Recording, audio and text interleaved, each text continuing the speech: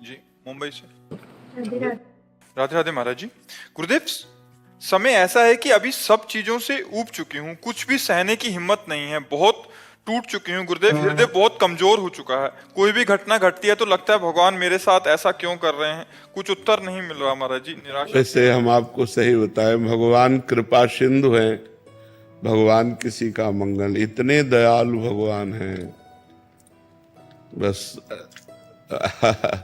उनकी दया की बात आती है तो रोने के सिवा कोई और बात मतलब कहने की ताकत नहीं है। वो बहुत दयालु। हमारे कर्म ऐसे हैं, हमारे कर्म ऐसे हैं जो हमको कदम कदम पर विपत्ति दुख देते हैं। हम मनमानी आचरण किए हैं, हम भगवान की आज्ञा के विरुद्ध आचरण किए हैं, तो ना चाहने पर भी हमें दुख मिलेगा। वो भगवान नहीं देते। भगवान बहुत कृपालु हैं, भगवान बहुत दयालु हैं, भगवान बहुत पतित पावन है। पर गलती हमारी होती है। जन्म जन्मान जीव तो वही है, शरीर बदलते हैं। तब जैसे हम नया शरीर है, पूर्व जन्म का किया हुआ कर्म उसके अंग प्रत्यंगों को विहीन कर रहा है, शक्तिहीन बना दिया। तो हम ये देखते हैं कि गर्भ में ही कोई बालक नष्ट हो जाता है। अब उसका क्या पाप? वर्तमान में तो कोई पाप नहीं, पूर्व का पाप है। तो हमें चाहिए कि धैर्य पूर्वक सहना। गलती हमसे हुई पर हम भगवान से प्रार्थना करें कि मुझे सहने की सामर्थ्य दो या विपत्ति नष्ट करो। ये कभी हम ना सोचे कि भगवान ने ऐसा क्यों किया। आपसे सच्ची कहते हैं, भगवान बहुत करुणामय, मंगल भवन अमंगल हारी। वो कभी किसी का अमंगल क्यों करेंगे? हम उनके बच्चे हैं, वो हमें दुख क्यों देंगे? पर हमने कर्म ऐसे कर लिया, जाने अनजाने में हमसे कर्म ऐसे बन गए, अब उनका फल हमको दुख दे रहा है। भगवान दुख नहीं दे रहे। भगवान बहुत कृपालु है। भगवान तो सर्वज्ञ हैं, पर वो अपने बनाए हुए कानून को बिल्कुल सत्य निर्धारित करते हैं, वैसे ही पालन करना पड़ेगा। अगर भगवान ने दशरथ जी के पुत्र के रूप में अवतार लिया, राम रूप में, और दशरथ जी के द्वारा एक गलती हो गई, श्रवण कुमार का वध। शब्द विधि बाण के द्वारा उन्होंने समझा मृग, और वो घड़े की आवाज थी। श्रवण कुमार की छाती पे बाण लगा और प्राण। तो उनके पिता ने कि जैसे मैं पुत्र वियोग में तड़प कर प्राण त्याग रहा हूं, ऐसे तुम पुत्र वियोग में प्राण त्यागोगे। तो भगवान राम स्वयं उनके पुत्र के रूप में अवतरित हुए, पर क्या कानून तोड़ा? क्या? वैसे ही हा पुत्र कहते हुए, हा राम कहते हुए दशरथ जी को प्राण त्यागना पड़ा कि नहीं त्यागना? यद्यपि भगवान स्वयं उनके पुत्र हैं, भगवान चाहे तो हर बात मिटा सकते, लेकिन भगवान कानून को नहीं मिटाते। जो कानून भगवान ने बनाया उसका स्वयं भगवान पालन करते हैं। तो हम जीव हैं, हमारे द्वारा कुछ कर्म ऐसे बिगड़े हो जाते हैं जिनका फल हमें दुख भोगना पड़ता है। तो हम धैर्यवान बने, हम नाम जप करें, पर भगवान को न कोसे कि भगवान ने हमको ऐसा। भगवान बहुत कृपालु हैं और भगवान ऐसा कभी किसी को कष्ट नहीं दे सकते। देखो, इतने कृपालु हैं कि भगवान को जो गाली देता है, भगवान की जो निंदा करता है, उसको भी सूर्य, वायु, धरती, पानी, भोजन सब भगवान दे रहे हैं। नहीं दे रहे? नहीं तो वो चाहे तो 1 मिनट में दिल फेल कर दे, वो चाहे तो 1 मिनट में दुर्दशा कर दे। भगवान है, लेकिन भगवान पापियों की भी दुर्दशा नहीं करते। उनका पाप कर्म उनको खुद दंड देता है, भगवान दंड नहीं देते। भगवान तो कृपा करते हैं, भगवान तो अतिशय कृपालु हैं। अनंत माताओं के हृदय में जितना प्यार है वो सब भगवान के एक अंश से हो। भगवान वात्सल्य समुद्र है, वो हमको क्यों कष्ट देंगे? हमारे कर्म हमको कष्ट दे रहे हैं। कर्म प्रधान है, जैसा जैसा हम कर्म करेंगे वैसा ही हमें भोगना पड़ेगा। इसलिए हमें लगता है हम भगवान को ना कोसे, हम अपने कर्मों का सुधार करें और नाम जप करें। रुचिका जी। श्री हरिवंश महाराज जी। महाराज जी, आपको कहते सुना है कि गृहस्थ जीवन में भगवत प्राप्ति आसान है मुकाबले विरक्त के, लेकिन एक गृहिणी के जीवन में बहुत सी चुनौतियां, कठिनाई होती हैं, इसलिए मन में भाव आता है कि अगले जन्म में ब्रिजवास मिले और विरक्त वेश में। महाराज जी, ऐसा आवश्यक है? ब्रजवास मिले तो बढ़िया बात है, विरक्त भेष भी मिले ये भी बढ़िया बात है। लेकिन विरक्त भेष कितनी कठिनाइयों से गुजरता है, मतलब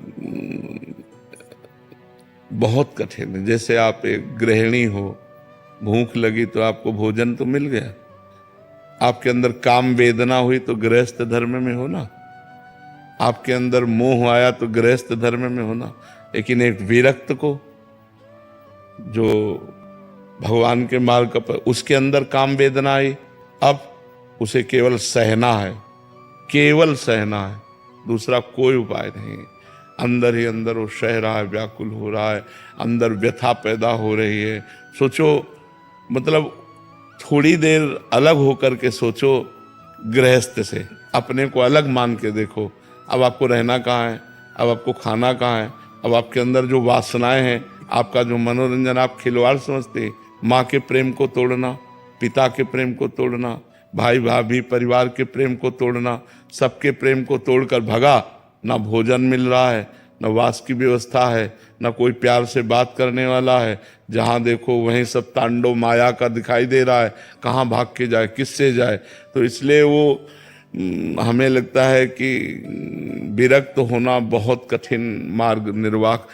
साल 2 साल हो, पूरे जीवन है। साल 2 साल का नियम हो कि आपको ब्रह्मचर्य से रहना है, आपको वैसे रहना, चल जाएगा। पूरे जीवन नियम से रहना, मान लो 40 साल 50 साल संयम से रहा और थोड़ा सा गलती हो गई तो कोई मानेगा क्या उसको? गलत ही तो मानेगा उसको कि गलत है, ये गलत ही माने। ये नहीं मानेगा कि 50 साल से लड़ रहा है, आज कहीं फेल हो गया तो चलो क्षमा करो, आगे बढ़ो। तो विरक्त वेश तो बहुत कठिन वेश है। मतलब अगर सही ढंग से चले, अब इधर उधर खान पान वो बात अलग है, लेकिन सही ढंग से चलने में तो हमें लगता है गृहस्थी में एक जैसे किले के अंदर रहकर लड़ाई लड़ना और एक मैदान में युद्ध करना। तो मैदान में युद्ध है, खुले चौड़े पर मैदान में युद्ध है संत का, और गृहस्थी में किले के अंदर की लड़ाई है। काम क्रोध लोभ मोह मद मत्सर 6 शत्रु आक्रमण करते हैं, तो सारी व्यवस्था गृहस्थी में होती है। आप उनको भोग करके उनके प्रति घृणा करके निकल सकते हो, लेकिन वो ना भोगा है और घृणा करता है तो मन उसी में आसक्त हो रहा है, बार बार उसको विक्षेप पड़ता है, बार बार। पर भजन के प्रभाव से धीरे धीरे फिर उनको दबा कर आगे बढ़ता है। तो हमें लगता है ये मांगो कि प्रभु मुझे चाहे गृहस्थ में रखो चाहे विरक्त में, पर आपके चरणों का चिंतन बना रहे। अगर भजन में मन है तो चक्रवर्ती सम्राट हैं अम्बरीश जी महाराज, और महाभागवत है, परम भागवत है। जनक जी महाराज राजा हैं और परम ज्ञानी हैं। तो हमें लगता है हमें भगवान से भजन मांगना चाहिए। गृहस्थ विरक्त जहाँ मन आवे तहाँ रखो, पर हमारा मन हमारा चित्त आपके चरणों में लगा रहे। क्यों? हमारा मन भगवान में लगा रहे, ये खास बात है। गृहस्थ विरक्त कोई खास बात नहीं है। गृहस्थी में वो भजन कर रहे हो बहुत बढ़िया है, विरक्ति में वो भजन नहीं कर रहा तो बेकार जीवन है। तो हमें विरक्ति या गृहस्थी की तरफ ध्यान नहीं देना चाहिए, हमें भगवान की तरफ ध्यान देना चाहिए, भगवान की तरफ। अच्छा, सबसे बड़ा विरक्त वो है जिसके अंदर कोई भोगों की इच्छा नहीं। आप अगर गृहस्थ में रहकर कोई इच्छा नहीं करती, पति की सेवा में, परिवार की सेवा में, पति की इच्छा का पोषण कर रहे हैं, हमारी कोई इच्छा नहीं, तो आप संत हैं, आप भगवान की प्रिय भक्त हैं। तो हमें लगता है हमें भक्त बनना चाहिए, भगवान का चिंतन करने के लिए, भगवान के लिए तड़पना, भगवान के लिए रोना, ये कहीं भी हो सकता है। हम अगले जन्म के लिए क्यों निमंत्रण दें? हम इसी जन्म में भगवान का चिंतन करके भगवान को प्राप्त हो। क्यों? इसमें ऐसा बोला जाता है कि तुम गृहस्थ में हो, तुम्हारा परिवार है, पहले उसको देखो। हाँ, तो अच्छी बात है, परिवार रूप में भगवान है, उनकी सेवा करना चाहिए। अब हम सुबह से लगे आप लोगों की सेवा में, तो हमारी भी तो विरक्त होकर के क्या हम कर रहे हैं? संसार की तो सेवा कर रहे हैं, तो तुम्हें भी तो परिवार की सेवा करनी है। विरक्त का मतलब थोड़ी कपड़ा रंग करके बैठ जाना, बैठना नहीं है। समाज की सेवा करो, भजन करो, संयम से रहो। वही बात गृहस्थी में, अच्छे आचरण करो, नाम जप करो, परिवार की सेवा करो, क्या परेशानी है? मेरे पति में भगवान, मेरे पुत्र में भगवान, मेरे परिवार में भगवान, सबको प्यार भरा जीवन, तो कितना बढ़िया जीवन है, कितना बढ़िया जीवन। जो हम प्यार आप सबसे कर रहे हैं, वही आप प्यार अपने परिवार, अपने मोहल्ला, अपने नगर, अपने देश से करो, नाम जप करो, वही तो भक्ति है। भक्ति का मतलब कोई बाहर भाग के जाना थोड़ी, कहाँ भाग के जाओगे?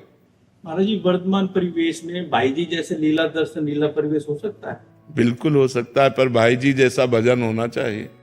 श्वासोश्वास के अगर अभ्यास हो, हाँ भजन। जो शरणागत और कुछ बात ऐसी होती कि कभी कभी भगवान के कारक पुरुष आते हैं। जैसे भाई जी हैं, वो कोई साधक नहीं है, वो कारक पुरुष हैं।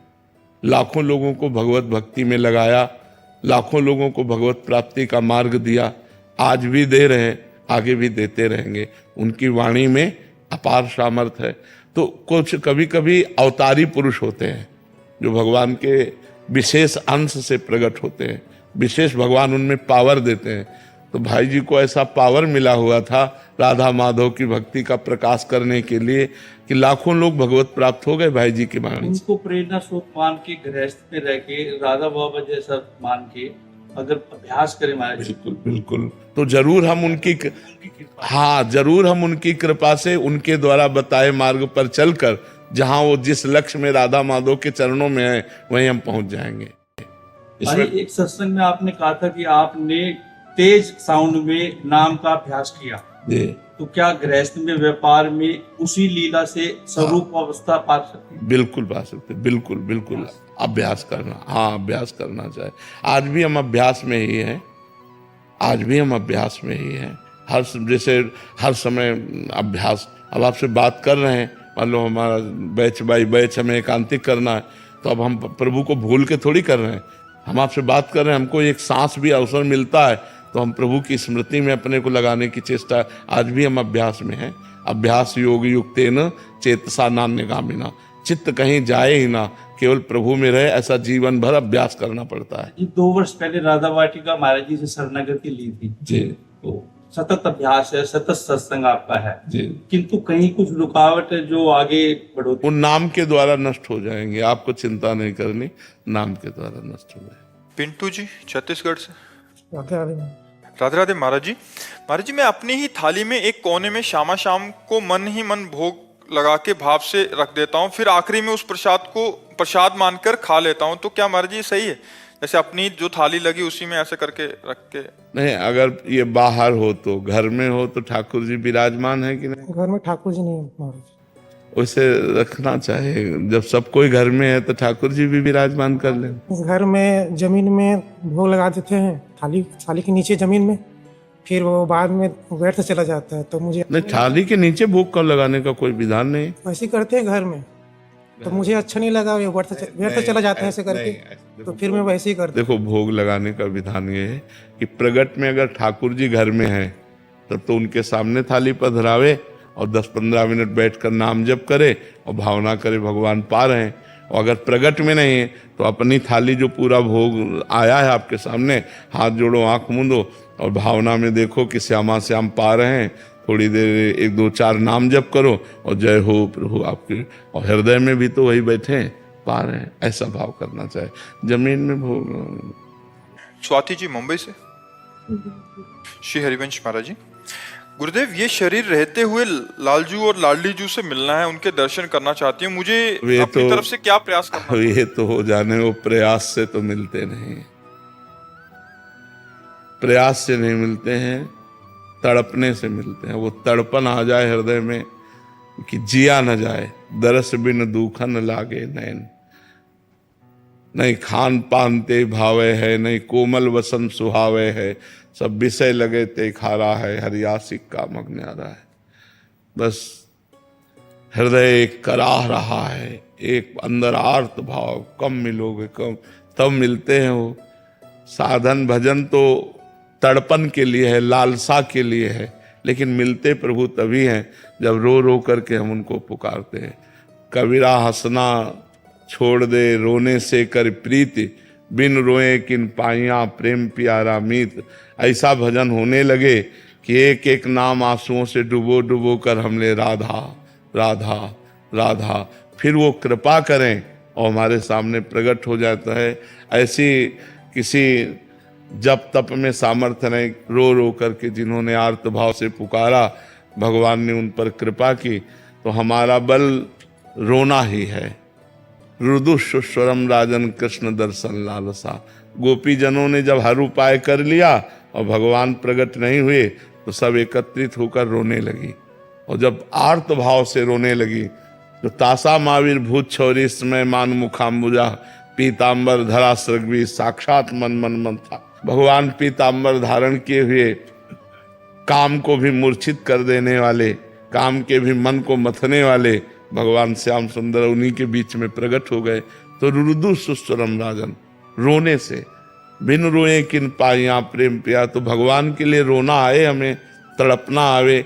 जैसे भूख में हमें केवल भोजन सुहाई देता है, प्यास में केवल पानी सुहाई देता है, रबड़ी नहीं सुहाई देगी। हम बहुत प्यासे हों और हमको रबड़ी दी जाए अधौटा तो हमको अच्छा नहीं लगेगा, हमें लगेगा पानी पिलाओ। ऐसे ही हमको कुछ अच्छा न लगे, लगे भगवान मिल जाए, भगवान मिल जाए। अब केवल भगवान चाहिए, तब भगवान मिल जाते हैं कृपा करके। साधन तो यही है कि श्रवणम कीर्तनम स्मरणम विष्णुपाद सेवनम अर्चनम वंदनम दास्यम सख्य आत्मनिवेदनम। भगवान की नवधा भक्ति की जाए तो उससे प्रेम लक्षणा, और प्रेम लक्षणा से भगवान की प्राप्ति। गुरुदेव चिंतन के लिए क्या किया? निरंतर नाम जप के प्रयास क्या करना चाहिए उसके लिए? अब भोजन शुद्ध होना चाहिए, सात्विक होना चाहिए, आचरण पवित्र होना चाहिए, अधिकतर मौन रहना चाहिए, किसी की निंदा स्तुति न करनी चाहिए, न सुननी चाहिए। कम से कम 5 घंटा केवल सोए, 24 घंटे में 5 घंटे बहुत पर्याप्त है नाम जापक के लिए सोना। और हर समय उठते बैठते चलते फिरते जिह्वा से उपांशु नाम जप का अभ्यास करे तो फिर मानसिक होने लगता है। नायक विवेक सिंह जी, भारतीय सेना से। जय श्री राधे राधे पूज्य गुरुदेव जी। महाराज जी, यदि मैं मन ही मन नाम जप करता हूँ और होठ नहीं हिलाता, सिर्फ जीभ तालु एवं दंत का स्पर्श होता है, तो क्या वो नाम जप भगवान तक पहुँचता है? हाँ, बहुत सुंदर, बहुत सुंदर, बहुत सुंदर, ठीक चल रहा है। क्या मानसिक जप पूर्ण और सही माना जाता है? हाँ ठीक, वही पूर्ण है, ये मानसिक ही पूर्ण है। मानसिक तो क्या कहना है, अगर जब चलने लगे मानसिक तो सर्वोपरि मानसिक जप है। जैसे हम राधा राधा राधा राधा राधा, तो ये वाचिक हुआ, ये उपांश हुआ, ये मानसिक है। मानसिक में अंदर चल रहा है, हम सुन रहे हैं, वही राधा नाम देख रहे हैं, उसी में डूब रहे हैं। तो ये तो 10 गुना बढ़ कर के है। जैसे यज्ञ आदि से बढ़कर 10 गुना नाम जप है वाचिक, और वाचिक से बढ़ कर के उपांशु है, और उपांशु से बढ़ कर के ये मानसिक है, ऐसा महापुरुषों ने कहा है। गुरुदेव, ये नाम का जो चिंतन होता है वो मंत्रों का, अक्षरों का, तो वैखरी वाणी से तो मुंह से जप करते हैं। नहीं, वैखरी वाणी से चिंतन करते हुए मंत्र नहीं जपा जा सकता, नाम तो जपा जा सकता है। तो जैसे आप कहते हैं कि पश्यंती में जब जाता है तो नाम मंत्र का चिंतन होने लगता है, तो जैसे नाम, तो ये चिंतन जो है शुरू से प्रयास करना पड़ता है या जब उतर जाता है नीचे तब उसका चिंतन होने लगता है? वैसे प्रयास भी करना पड़ता है, और जब उतना जप हो जाता है उपांश तो अपने आप वो मानसिक में आ जाता है। जब हमारा मन पवित्र होने लगता है तो हमारा मन पकड़ने लगता है, नाम को पकड़ने लगता है। देखो ऐसा नहीं कि अभी नहीं पकड़ रहा, 10-20 बार तो पकड़ ही लेगा अपने आप। जैसे विषयों में भागता है, अगर 5 बार भी पकड़ लिया तो 5 बार तो पकड़ा। जहाँ 1 बार नहीं पकड़ता था तो वहाँ 5 बार मन तो लगा जपने में। तो ऐसे हम धीरे धीरे जब अभ्यास करने लगते हैं तो मन लगने लगता है। प्रयास भी करें, बार बार राधा नाम लिखें, उसी का दर्शन करें, उसी का श्रवण करें, उसी का उच्चारण करें, इससे धीरे धीरे मन पकड़ने लगता है। जैसे ऐसे अंदर सुनाई तो दे लेकिन चिंतन ना हो तो मानसिक। कोई बात नहीं, तो भी जब चलेगा, तो भी माना जाएगा, आप जब चलाओ। सौरभ जी, महाराष्ट्र से। राधे राधे। राधे राधे महाराज जी। महाराज जी, क्या ये सही है कि एक गुरु से दीक्षा लेने के बाद किसी अन्य गुरु का अनुसरण करना जहां उन्हें शांति और प्रेम की प्राप्ति हो रही है? देखो, एक चीज ध्यान रखना है कि शिक्षा गुरु हम 100-200 बना सकते हैं। जैसे 24 शिक्षा गुरु बनाए दत्तात्रेय जी महाराज ने, लेकिन दीक्षा गुरु हमने दीक्षा ले ली। जैसे गुरु ने कहा राम राम जपो, अब हम राम राम जप करेंगे और 100-200 संतों से मिलेंगे, उनके अनुभव सुनेंगे। हमें जिन संत की बात अब अच्छी लगी वो बात हम जीवन में स्वीकार कर लेंगे। पर हमें लगता है कि गुरु जो मंत्र दीक्षा वाला गुरु एक ही होना चाहिए। शिक्षा गुरु अनेक किए जा सकते हैं। शिक्षा हम कहीं भी बैठ करके सुन सकते हैं। मान लो हमको अपने गुरु के वचनों में दृढ़ विश्वास करने वाले अगर हमको 100 संतों के वाक्य मिले तो हमारी बात बन जाएगी, लेकिन हमें अपने गुरु पर अश्रद्धा नहीं करनी चाहिए, अपने गुरु मंत्र पर अश्रद्धा नहीं करनी चाहिए। यदि हम अपने गुरु द्वारा दिया हुआ मंत्र और नाम जप करेंगे और सब संतों का संग करें और अपने गुरु के अनुकूल बात सुने, बात समझना है, सब संतों का संग करें पर बात वही पकड़ें जो हमारी साधना को पुष्ट करे, तो हमारी बात बिगड़ेगी नहीं। हम चाहे 100 संतों से संग करें, हमारा कुछ नहीं बिगड़े। अब ये नहीं कि हम जहाँ संग किया वहीं गुरु बना लिया, फिर उनको छोड़ा, फिर उनको, ये ऐसे नहीं। गुरु एक है, शिक्षा दीक्षा सत्संग हम हजारों जगह सुन सकते हैं, तो वो बात अलग है। हम जो मंत्र दीक्षा लिए हैं वो एक ही जगह से, ऐसा चलना चाहिए हमें लगता है। और अगर गुरु पर अश्रद्धा हो जाए तो गुरु मंत्र पर तो अश्रद्धा नहीं होनी चाहिए ना।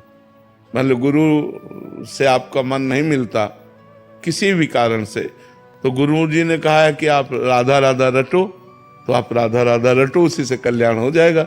दूरी बना लो, राधा राधा रटो, कल्याण हो जाएगा। निंदा करने की जरूरत क्या है, गुरु बदलने की जरूरत क्या है, हमें तो ऐसा लगता है। क्यों महाराज जी, इसमें थोड़ा सा विस्तार चाह रहा था। महाराज जी, जैसे कुछ हर एक संत भगवान के सिद्धांत अलग अलग होते हैं साधना पद्धति के, जो तो उसी में हमने कहा जो अपने गुरु सिद्धांत से बात मिलती हो, जो हमारे गुरु वचनों को पुष्ट करता हो, वही सत्संग हमें स्वीकार करना चाहिए और सुन सबका लेना चाहिए। कभी कोई संत भगवान जो वरिष्ठ होते हैं उन्होंने कोई आज्ञा कर दिया जो गुरुदेव के सिद्धांत से थोड़ी अलग जा रही है, नहीं तो मानना वो मतलब सुन लें बट अपने गुरुदेव या उनके आगे प्रस्तुत कर दें। नहीं मानना चाहिए, अपने गुरु के सिद्धांत से ही चलना चाहिए। जो सत्संग हमारे गुरु जी के सिद्धांत को पुष्ट करता है हम वही बात मानेंगे, हम अन्य बात नहीं। अवज्ञा तो नहीं हो जाएगी? नहीं, इसमें प्रगट में वैसे हमें लगता है कोई भी सुलझा हुआ संत आज्ञा ही नहीं करेगा, कोई भी सुलझा हुआ संत ऐसी आज्ञा ही नहीं करेगा जो आपके गुरु से आपको अलग करे, आपके गुरु के सिद्धांत से आपको अलग करे। अगर ऐसी आज्ञा है तो मुझे लगता है फिर नहीं माननी चाहिए।